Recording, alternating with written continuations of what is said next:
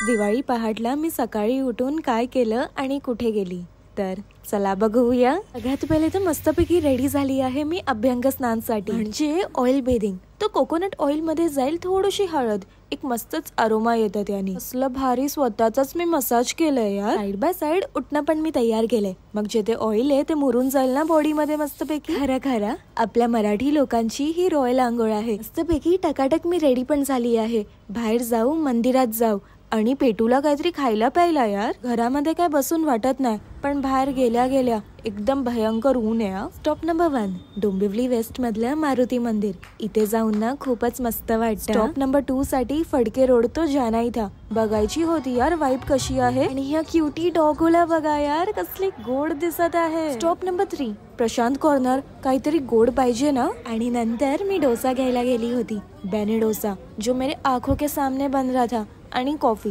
डोसा ना मी पार्सल घेतला आहे, घरी जाऊन आरामात खाईल। हा बटरचा लतपत डोसा खाऊन पेटू एकदम खुश। तुमची पहाट कशी होती आज?